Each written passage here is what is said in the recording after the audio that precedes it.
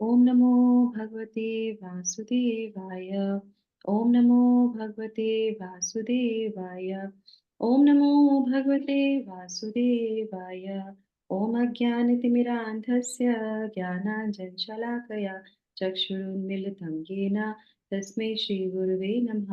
नमः ओं विष्णुपादाय कृष्णपृष्ठाय भूतले श्रीमते भक्तिवेदान्त स्वामिन् इति नामिने। नमस्ते सारस्वते देवे गौरवाणी प्रचारिणे निर्विशेषा शून्यवादी पाश्चात्य देशतारिणे। जय श्री कृष्णा चैतन्य प्रभु नित्यानंदा श्री अद्वैत गदाधरा श्रीवासादि गौर भक्तवृंदा। हरे कृष्णा कृष्णा कृष्णा हरे हरे हरे रामा राम राम हरे हरे। जगत गुरु शिला प्रभुपाद की जय। भगवत वाणी भगवत गीता जी की जय। गुरु महाराज की जय। उपस्थित सभी भक्तों की जय। Hare Krishna. Thank you so much for joining this session. तो आज हम लोग जो है पढ़ने जा रहे हैं भगवत गीता के चतुर्थ अध्याय का एक नया प्रकरण में हम प्रवेश करेंगे। एक नए श्लोक में हम प्रवेश करेंगे, श्लोक संख्या 25। तो 24 तक के श्लोकों में हमने क्या सीखा था? एक हमारा खंड खत्म हुआ, हमने 4 विभाग किए थे, एक द्वितीय विभाग हमारा पूर्ण हो गया। कौन सा द्वितीय विभाग था? क्या नाम था उसका? Application apply. हाँ, apply this transcendental knowledge in our day to day life. अब ये बात यहाँ पे आती है कि ये जो ट्रांसेंडेंटल नॉलेज है, इसको हमें अपने जीवन में जो है दिव्य ज्ञान के बारे में आपने सुना, ग्लोरी सुना, कर्म विकर्म ये सब सुना कि ये ऐसे रहता है, ये सब चीजें चलती हैं। दिव्य ज्ञान रहने से हम अपने कर्मों को अकर्म बना सकते हैं, यज्ञ कर सकते हैं। करेक्ट, ये सब चीजें सीखी थी हमने। तो अब मुझे आप बताइए कि ट्रांसेंडेंटल नॉलेज कैसे मिलेगी? अभी मिली नहीं है। अभी क्या चल रहा है उसके बारे में बताया जा रहा है। पहले भगवान के बारे में बताया गया, फिर बताया गया कि ये जो दिव्य ज्ञान है जो भगवान बोल रहे हैं, बोले बताते हैं, पहले भी बताया है, अब बताएंगे। तो ये दिव्य ज्ञान और ये कैसे तुम्हारे कर्मों को इफेक्ट करेगा, कैसे अकर्म बनाएगा, कैसे इसको अपने जीवन में अपनाना है, किन किन लोगों ने अपनाया है, कैसे उन्होंने अपनाया, मेथड वगैरह सब बता दिया।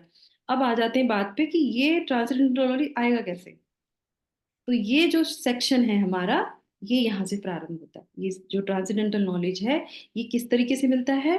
तो पी ए फिनिश। अब क्या है गया? एस। एस से क्या है? सेक्रीफाइसेस। सेक्रीफाइसेस को क्या बोलते हैं? यज्ञ। तो ये जो सेक्रीफाइसेस जो है लीड टू ट्रांसेंडेंटल नॉलेज। जब हम अपने जीवन में यज्ञ संपन्न करते हैं अपने कर्मों के द्वारा, तो ये ही दिव्य ज्ञान को प्रस्तुत करता है, प्रकट करता है। भगवान की कृपा, जब हम भगवान को कुछ अर्पण करते हैं, समर्पण करते हैं, तभी तो भगवान दिव्य ज्ञान देंगे हमको। तो इस तरीके से यहाँ से हम ये सीखेंगे कि किस तरीके से दिव्य ज्ञान हमको मिलता है। ठीक है, तो ये हमारा नया प्रकरण शुरू हो गया। तो अब हम श्लोक संख्या 25 लेते हैं। 25वें श्लोक में क्या कह रहे हैं, और इस प्रकरण में क्या है, भगवान अलग अलग स्तर के यज्ञों के बारे में बताएंगे कि कौन किस तरीके का यज्ञ करता है। तो हमें अपने आप को देखना है कि हम कौन सा यज्ञ करते हैं और नहीं करते हैं तो हमें करना चाहिए, और कौन से स्तर का तक हमें पहुंचना चाहिए। ठीक है, तो ये पूरे इस 7-8 श्लोकों में यही बात आएगी। ठीक है, श्लोक संख्या 25, अध्याय 4। देवमेवापरे यज्ञं योगिनः पर्युपासते ब्रह्मार्गा ब्रह्माज्ञावपरे यज्ञं यज्ञेनेवो यज्ञेनेवोपजुहति। देवम् एव परे यज्ञं योगिनः पर्युपासते ब्रह्म अग्नोप अपरे यज्ञं यज्ञेन एव उपजुहति। कुछ योगी विभिन्न प्रकार के यज्ञों द्वारा देवताओं की भली भांति पूजा करते हैं, और कुछ परम ब्रह्म रूपी अग्नि में आहुति डालते हैं। तो अब यहाँ पे स्तर बताया जा रहा है कौन कौन से लोग किस तरीके की यज्ञ जो है करते हैं। ये 8 श्लोकों में हम इसको पूर्ण करेंगे। ठीक है, तो तात्पर्य के लिए जो है मैं यहाँ पे आमंत्रित करूंगी। इस कैमरा खोलने से थोड़ा इजी हो जाता है ना। ठीक है, अर्चना माता जी, ऑलवेज बी रेडी। यस माता जी। हरे कृष्ण माता जी। तात्पर्य जगत गुरु श्रील प्रभुपाद की जय। जैसा कि पहले कहा जा चुका है, जो व्यक्ति कृष्ण भावना भावित होकर अपना कर्म करने में लीन रहता है, वह पूर्ण योगी है। किंतु ऐसे भी मनुष्य हैं जो देवताओं की पूजा करने के लिए यज्ञ करते हैं, और कुछ परम ब्रह्म या परमेश्वर के निराकार स्वरूप के लिए यज्ञ करते हैं। इस तरह यज्ञ की अनेक कोटियां हैं। विभिन्न यज्ञकर्ताओं द्वारा संपन्न यज्ञ की ये कोटियां केवल बाह्य वर्गीकरण है। वस्तुतः यज्ञ का अर्थ है भगवान विष्णु को प्रसन्न करना, और विष्णु को यज्ञ भी कहते हैं। विभिन्न प्रकार के यज्ञों को दो श्रेणियों में रखा जा सकता है: सांसारिक द्रव्यों के लिए यज्ञ, द्रव्य यज्ञ, तथा दिव्य ज्ञान के लिए किए गए यज्ञ, ज्ञान यज्ञ। जो कृष्ण भावना भावित हैं, उनकी सारी भौतिक संपदा परमेश्वर को प्रसन्न करने के लिए होती है।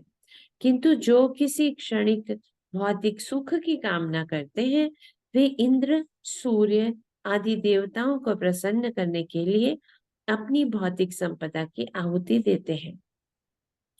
किंतु अन्य लोग जो निर्विशेषवादी हैं, वे निराकार ब्रह्म में अपने स्वरूप को स्वाहा कर देते हैं। देवतागण ऐसी शक्तिमान जीवात्माएं हैं जिन्हें ब्रह्मांड को ऊष्मा प्रदान करने, जल देने तथा प्रकाशित करने जैसे भौतिक कार्यों की देखरेख के लिए परमेश्वर ने नियुक्त किया है। जो लोग भौतिक लाभ चाहते हैं, वे वैदिक अनुष्ठानों के अनुसार विविध देवताओं की पूजा करते हैं। ऐसे लोग बहेश्वरवादी कहलाते हैं। किंतु जो लोग परम सत्य के निर्गुण स्वरूप की पूजा करते हैं और देवताओं के स्वरूपों को अनित्य मानते हैं, वे ब्रह्म की अग्नि में अपने आप की ही आहुति दे देते हैं, और इस प्रकार ब्रह्म के अस्तित्व में अपने अस्तित्व को समाप्त कर देते हैं। ऐसे निर्विशेषवादी परमेश्वर की दिव्य प्रकृति को समझने के लिए दार्शनिक चिंतन में अपना सारा समय लगाते हैं। दूसरे शब्दों में, सकाम कर्मी भौतिक सुख के लिए अपनी भौतिक संपत्ति का यज्ञ करते हैं, किंतु निर्विशेषवादी परम ब्रह्म में लीन होने के लिए अपनी भौतिक उपाधियों का यज्ञ करते हैं। निर्विशेषवादी के लिए यज्ञ अग्नि ही परम ब्रह्म है, जिसमें आत्म स्वरूप का विलय ही आहुति है। किंतु अर्जुन जैसा कृष्ण भावना भावित व्यक्ति कृष्ण को प्रसन्न करने के लिए सर्वस्व अर्पित कर देता है। इस तरह उसकी सारी भौतिक संपत्ति के साथ साथ आत्म स्वरूप भी कृष्ण के लिए अर्पित हो जाता है। वह परम योगी है, किंतु उसका पृथक स्वरूप नष्ट नहीं होता। Hare Krishna. Thank you so much Krishna माता जी। हरे कृष्णा। तो यहाँ पे हमने जाना, तो यहाँ पे बहुत सारे शब्दों का प्रयोग किया है शिला प्रभुपाद ने, तो हम कोशिश करेंगे व्याख्या करने की, पर सभी का तो नहीं व्याख्या कर सकते, पर मुख्य मुख्य चीजें मैं बताऊंगी जिससे कि हमें ये श्लोक समझ में आ जाएगा कि इसका तात्पर्य क्या है, क्या हमें समझाने का प्रयास किया जा रहा है। ठीक है। तो यहाँ पे दो यज्ञों के बारे में बोला है। कौन कौन से दो यज्ञ हैं? द्रव्य यज्ञ और ज्ञान यज्ञ। ठीक है। तो ये दो कैटेगरी हैं इसमें। अब इसको ऐसे मान लीजिए, एक ज्ञान यज्ञ भी है, द्रव्य यज्ञ भी है, और कर्म यज्ञ भी, एक कर्म यज्ञ भी है। ठीक है, तीन है। तो ज्ञान यज्ञ की बात बाद में करेंगे। एक कर्म यज्ञ हो गया, एक हमारा द्रव्य यज्ञ हो गया। तो सबसे पहले जो है, यहाँ पे जो है पिछले श्लोक में हमने जाना था कि किस तरीके से जो है आध्यात्मिक प्रकृति को जो प्रकट कर लेते हैं, और वो जो है ब्रह्म जो है कर्म समाधि ना हो जाते हैं। यस, ऐसे ही तो था पिछले में। और उसके बाद जो है, पर ऐसे भी कुछ यज्ञ होते हैं जो लोग जो है भगवान कृष्ण को ना करके क्या करते हैं, देवी देवताओं की करते हैं। तो यहाँ पे उनकी शुरुआत होती है। तो फर्स्ट स्टेज हो गई हमारी कर्म यज्ञ। कर्म करते हैं, वो भी यज्ञ ही है, क्योंकि फिर वो जो है क्या करते हैं, भगवान को सेंटर ना रखते हुए क्या करते हैं, देवी देवताओं को सेंटर में रखते हैं। एक्चुअली जैसे हमने पिछले में जाना था ब्रह्म, तो हर ब्रह्म का मतलब था कृष्ण, पर वो यहाँ पे नहीं बोला जा रहा है। यहाँ पे बोला जा रहा है कि वो जो पहला स्तर है यज्ञ का, उसमें वो देवी देवताओं के पास जाते हैं। क्यों? क्योंकि उसको द्रव्य यज्ञ क्यों बोला जाता है? द्रव्य का मतलब क्या होता है? धन। कोई ऐसी चीज जिसको आप देंगे और उसके बदले में आपको कुछ मिलेगा। द्रव्य मतलब जब आप कुछ देते हैं किसी को, तो उसके बदले में आपको कुछ मिलेगा। तो ये यज्ञ क्या है? हम देवताओं के लिए पूजा करते हैं और देवताओं से चीजें ले लेते हैं, ठीक है। तो ये हो गया आदान प्रदान, उनको पूजा करिए और उनसे हमने ले लिया, जैसे सूर्य है, जो भी लोग पूजा करते हैं इस तरीके से। तो उसके बाद जो है यहाँ पे सबसे पहले है देवम यज्ञम, है ना। सबसे पहले जो शब्द आया है देवम यज्ञम, तो उसका अर्थ यही है कि जो कर्म योगी होते हैं, वो क्या करते हैं, वो अपनी इंद्र तृप्तियों के लिए करते हैं। बस ये बात ध्यान रखनी है।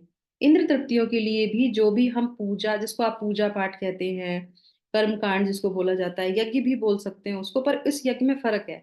ये यज्ञ जो है पूर्ण आहुति नहीं हो गई है, इसके बदले में आपने कुछ ले लिया जो है देवी देवताओं से, ठीक है। तो ये हमारा हो गया कर्म यज्ञ।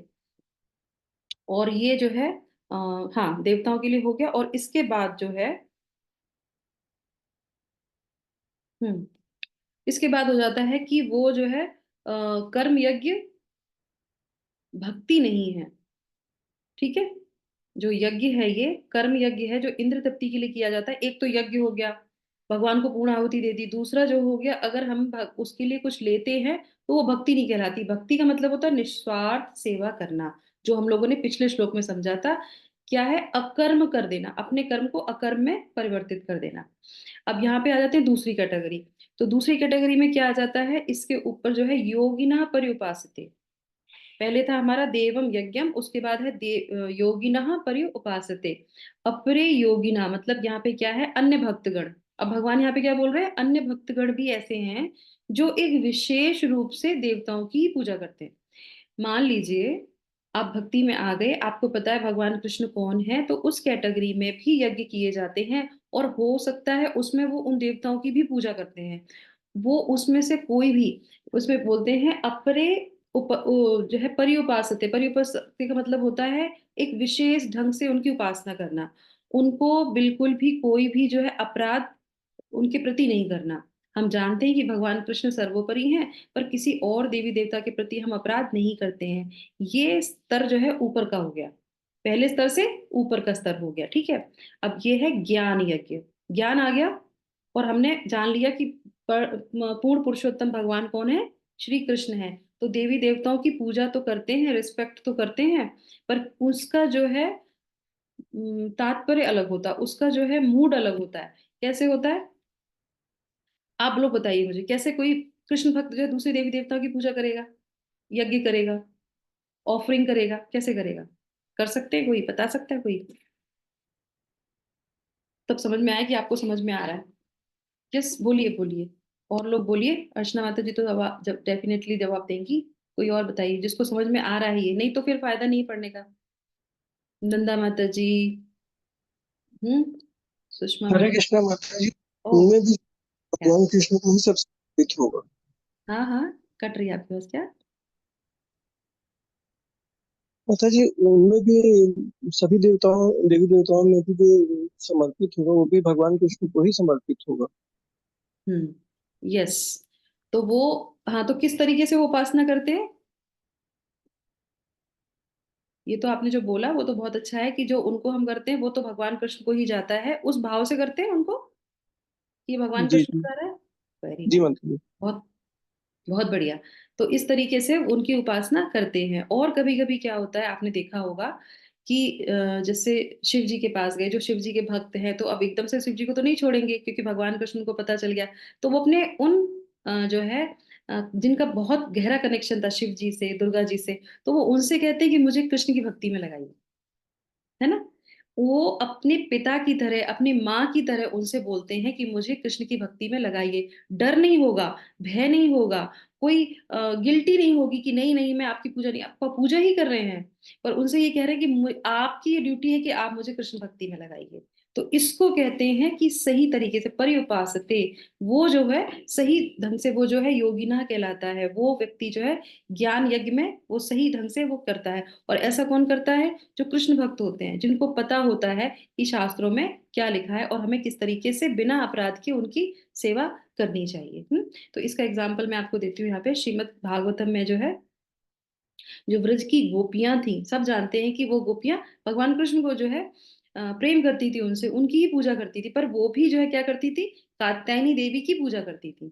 जाती थी, जब कात्यायनी देवी का जब एक समय आता है, उस समय सब लोग मिलके जाते हैं, उनकी पूजा करते हैं, और उनसे वो कहती थी वहां पे कि हे कात्यायनी देवी, हे महामाया, हे महायोगिन, जो है आप मुझे नंद के पुत्र, जो नंद बाबा के जो पुत्र हैं, उनको मेरा पति बना दीजिए। तो इस तरीके से कृष्ण में रहते हुए कृष्ण को मांगते हैं, किससे? देवी देवताओं से, क्योंकि उनके पास बहुत सारी चीजें, शक्तियां होती हैं। तो शक्ति किसके लिए मांग रहे हैं? भगवान के लिए मांग रहे हैं। उसके बाद आ जाते हैं रुक्मिणी देवी। रुक्मिणी देवी का किसी को प्रसंग पता है? हमने सुना भी था, उस दिन हमने एक बार चर्चा भी की थी। रुक्मिणी देवी ने किसकी पूजा करी थी जाके? दुर्गा देवी की, अंबिका की। वो जाती हैं और उनसे प्रार्थना करती हैं कि भगवान कृष्ण को मैं पति के रूप में मांगना चाहती हूँ, तो कृपया मुझ पे प्रसन्न होइए। तो इस तरीके से भगवान के भक्त जो होते हैं वो भी देवी देवताओं के पास जाते हैं। और उसके बाद जो है एक और उदाहरण, द्वारिकावासी। द्वारिकावासी जब वह एक प्रकरण आता है, एक कहानी आती है कि जो है समयंतक मणि जो है, वो उनके ऊपर दोष लगता है भगवान के ऊपर कि उन्होंने जो है इसको जो है अ, प्रसेनजित नाम के एक जो है उसका वध कर दिया है, और वो मणि जो है चुरा ली है, और वो वहां से चले गए हैं। तो ऐसा जब लोगों को लगता है, उनके नगरवासियों को, कि कृष्ण अभी तक नहीं आए हैं, तो वो जाते हैं किसके पास? वो जाते हैं वहां पे पूजा करने के लिए दुर्गा देवी के पास। सब पूरा जो है द्वारिका वाले जो है कहाँ जाते हैं? दुर्गा देवी के पास जाते हैं, प्रार्थना करते हैं कि हमारे कृष्ण को वापस भेज दीजिए, वो सही सलामत हो, उनको कोई परेशानी ना हो, जल्दी से उनको वापस। तो इस तरीके से जो है उनके प्रेमी जो है, उनके जो भक्त होते हैं, वो दूसरे देवी देवताओं के पास जाके उनके जो है उनकी अच्छे स्वास्थ्य के लिए कामना करते हैं, उनको बचाने के लिए कामना करते हैं। तो वो प्रेम जो उनके अंदर ऐसा रहता है, तो इस भाव से देवी देवता के पास जा सकते हैं हम। ठीक है, तो ये हमें समझ में आ गया। अब आ जाते हैं दूसरा यहाँ पे, ब्रह्म अग्नो। तो कल हमने ब्रह्म के बारे में जाना था और अग्नि के बारे में। तो कौन बताएगा कि कल ब्रह्म और अग्नि का क्या तात्पर्य था? याद है या भूल गए? हरे कृष्णा। ब्रह्म और अग्नि जो हमने सुना था, ब्रह्म अग्नि। हम्म ब्रह्म वो कौन थे, किसको रिप्रेजेंट कर रहे थे? हम्म? जो लोग क्लास में नहीं आ पाते वो बाद में रिकॉर्डिंग भी सुन लिया, कि जिससे सीक्वेंस आपको पता है कि हाँ हमने ये सुना है, ये कनेक्ट है, हर श्लोक का एक दूसरे से कनेक्ट रहता है। कौन बताएगा? हरे कृष्णा। कोई नहीं बताएगा? अग्नि तो माता जी हमारी चेतना। नहीं नहीं, वो तो मैंने लास्ट में उदाहरण दिया था, जो श्लोक में आया था, ब्रह्म अग्नि, ब्रह्म। तो वो कौन थे? वो भगवान कृष्ण को ही रिप्रेजेंट कर रहे थे, है ना? तो ब्रह्म मतलब वो व्यक्ति जिसने अपनी आध्यात्मिक प्रकृति को जो है प्रकट कर लिया है। और ब्रह्म भी जो है वो कौन है? स्वयं ब्रह्म अग्नि मतलब भगवान का मुख, जिसके अंदर से भगवान उसको ग्रहण करते हैं। तो वहां अग्नि को जो है भगवान कृष्ण ही बोला गया था, पर यहाँ पे जो ब्रह्म अग्नि का अर्थ है, वो यहाँ पे स्वयं भगवान कृष्ण नहीं है, पर यहाँ पे वो अपने आप को प्रेजेंट कर रहे हैं कि हाँ मैं हो सकता हूँ, इस तरीके से अप्रत्यक्ष रूप से, ना प्रत्यक्ष रूप से नहीं, अप्रत्यक्ष रूप से मान लो कि वो अग्नि मैं हूँ। ठीक है, तो कृष्ण पर, तो यहाँ पे, और जो है ये क्या कह रहे हैं कि भगवान की सेवा एक प्रकार की अग्नि मान रहे हैं। भगवान की जो सेवा होती है ना, वो एक प्रकार की अग्नि है। तो ब्रह्म अग्नि यहाँ मतलब है कि आ, सब कुछ स्वाहा स्वाहा करना ही नहीं होता। भगवान क्या समझाना चाह रहे हैं? यज्ञ में हम लोग क्या करते हैं? ओम स्वाहा ओम स्वाहा, कहते हैं स्वाहा स्वाहा नहीं भी करोगे ना, और अगर आप भगवान के भक्तों की भी सेवा करोगे और वो करेंगे आहा आहा, तो वो भी यज्ञ हो गया। समझ में आया? तो आप जैसे किसी, कोई आपके घर में आता है, अर्चना माता जी हमारी बहुत जो है भक्तों की सेवा करती हैं, डिवोटीज को बहुत फीड कराती हैं, अच्छा अच्छा भोजन बना के खिलाती हैं। तो भगवान उनका उस यज्ञ को जो है कैसे लेते हैं, कि जैसे तुमने यज्ञ में स्वाहा किया। तो जैसे ही भक्त खाते हैं, कहते हैं, वाह बहुत बढ़िया बना है, प्रशंसा करते हैं, तो वो हमारा यज्ञ पूर्ण हो गया। तो दूसरों की सेवा करना भी यज्ञ है। तो भगवान कह रहे हैं ये भी यही समझो कि मैं यही अग्नि हूं। आया समझ में? तो भक्तों की सेवा करना, भक्तों को खिलाना, ऐसा बोला जाता है कि अगर आप भगवान को डायरेक्ट नहीं भी खिलाते हैं, टाइम नहीं है, और आप भगवान के भक्तों को बुला के उनको खिला देते हैं, तो स्वयं भगवान वहां पे उसको पूर्ण लेते हैं। ये बोला है यहाँ पे कि मैं उस अग्नि के समान हूं, अगर आप किसी मेरे भक्त को खिला रहे हैं तो भी मैं जो है उसको स्वयं ग्रहण कर लेता हूँ। अब आ जाते हैं लास्ट में यहाँ पे, यज्ञम यज्ञेह उपजुहति, है ना? यज्ञ का, यज्ञ के द्वारा हवन करते हैं, लास्ट बहुत इंपॉर्टेंट है ना। अभी तक का सब समझ में आ गया? कर्म, कर्म यज्ञ, और फिर हमारा ज्ञान यज्ञ हो गया, और उसके बाद जो है कि अगर भक्तों की सेवा भी जो करता है तो वो भी यज्ञ कहलाता है, वो भी भगवान को जाता है। उसके बाद आ गया यज्ञम, यज्ञ और उपजीवति। तो यज्ञम का अर्थ होता है अन्य देवताओं की पूजा के साथ साथ भी वो अधिक जो है और भी जो है धार्मिक कार्यों को करते हैं। ठीक है, देवी देवताओं को तो पूजते हैं, उसके बाद जो है यज्ञम करते हैं, वो और भी कृत्य करते हैं। यज्ञ मतलब क्या है? यज्ञ के द्वारा प्रत्येक यज्ञ हवन नहीं होता, जैसे कि मैंने अभी बोला है, और उसमें जो है क्या करते हैं यज्ञ में कि जो है अ, भगवान का ये जो यज्ञ है जिसको हम लोग रोज सुबह जो है जपा करते हैं, वो इतना बड़ा यज्ञ बोला जाता है इस कलयुग में कि उसके अंतर्गत सारे यज्ञ आ जाते हैं। और सारे यज्ञ कैसे आ जाते हैं? वो सारे यज्ञ उस यज्ञ की आहुति बन जाते हैं। तभी तो भगवान भगवत गीता के 18वें अध्याय में क्या बोलते हैं? सर्वधर्मान परित्यज्य मामेकम शरणम व्रज। तो जो बुद्धिमान व्यक्ति होता है वो सारे यज्ञों को आहुति बना के क्या करता है? भगवान के यज्ञ में डाल देता है। तो इसको बोलते हैं कि यज्ञ के द्वारा उसको पूर्ण कर देता है। यज्ञ में ही यज्ञ के द्वारा हवन करना, यज्ञ का यज्ञ के द्वारा हवन करना, सारे यज्ञों को लेकर भगवान कृष्ण के यज्ञ में हवन कर देना। ठीक है, अब आ जाते हैं यहाँ पे उपजुहोति का हो गया अर्पित करते हैं, मतलब उसको जो है पूर्ण कर देते हैं। तो यहाँ पे ये हो गया योग यज्ञ। इसको क्या बोलते हैं? योग यज्ञ। सारे यज्ञों से मिलके भगवान कृष्ण के यज्ञ को पूर्ण करना कहलाता है योग यज्ञ। यस। तो अब इसके बाद जो है, अब इसके लिए मैं आपको यहाँ पे जो है एक उदाहरण देती हूँ, और इसके बाद हमारा ये जो है पूर्ण हो जाएगा, है ना। उपजुहति का मतलब होता है अर्पित करते हैं।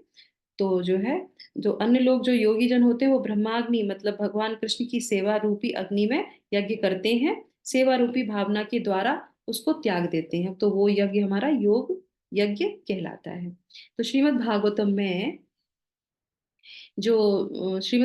में जो है तृतीय स्कंद में जो है 33वें अध्याय के 7वें श्लोक में कपिल देव की माता कौन थी? देवहूति। हम्म? देवहूति। तो वो जो है कहती हैं, स्तुति करती हैं और कहती हैं कि हे नाथ, वो लोग कितने धन्य हैं, ये इसी के लिए मैं एग्जांपल दे रही हूँ। वो लोग कितने धन्य हैं जिनकी जिह्वा आपके पवित्र नाम का जप करती है। ये जो यज्ञ हम लोग करते हैं वो सबसे उत्कृष्ट यज्ञ कहा गया है कलयुग में।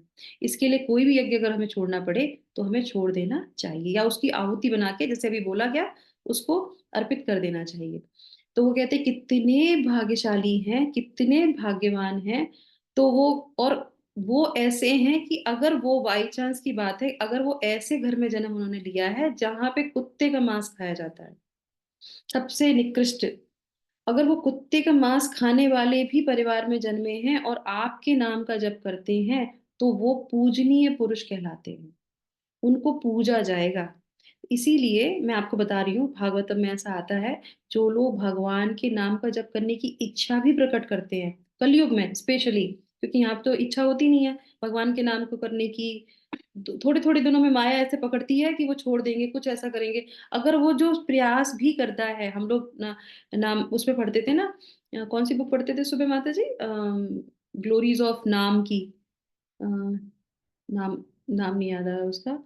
तो उसमें आता था कि जो है वहां पे बैकुंठ में भगवान के धाम पे जो भगवान के सेवक हैं वो हाथ जोड़ के आरती लेके खड़े हो जाते हैं कि ये व्यक्ति ने, अभी वो उसने किया नहीं है, स्टार्ट नहीं किया, इसने इच्छा करी है कि मैं भगवान के नाम का जप करूंगा, तो वो वहां पे आरती लेके खड़े हो जाते कि हाँ, ओ भाग्य कि ये कलयुग में इस व्यक्ति ने नाम लेने की इच्छा प्रकट की है, तो ये जब ऊपर आएगा तो हम इसकी आरती करेंगे, तो वो पहले से तैयार हो जाते हैं। अब आप सोचिए कितनी बड़ी महिमा है उस व्यक्ति की, और जो ले रहा होगा वो कितना महान होगा, और वो जो दूसरों को दे रहा होगा वो कितना महान होगा, उसकी तो पहले टिकट कट गई, हमने कल श्लोक में जाना था, है ना। तो इस तरीके से उसके बाद जो है कोई एक माता जी 8वें अध्याय का 28 श्लोका निकाल लीजिए। तो इस तरीके से जो है भगवान मनुष्य का जो सार्थक जो है जीवन वो तभी है जब वो भगवान के नाम का जप करे, भगवान कृष्ण में अपनी मति रखे, गुरुओं के आशीर्वाद से शास्त्रों का जो है नित्य सेवन करे, नित्य उसको पाठन करे, तो ही हमारा मनुष्य जीवन सार्थक है, अदरवाइज तो हम फिर जो है भोग योनि की तरह अपने जीवन को भोगते रहेंगे। जिसका निकला है वो पढ़ सकता है, कोई माता जी है यहाँ पे? हरे कृष्णा। हाँ, और संगीता माता जी 8वें अध्याय का 28वें श्लोक का सिर्फ ट्रांसलेशन, ठीक है, पढ़िए। जी माता जी।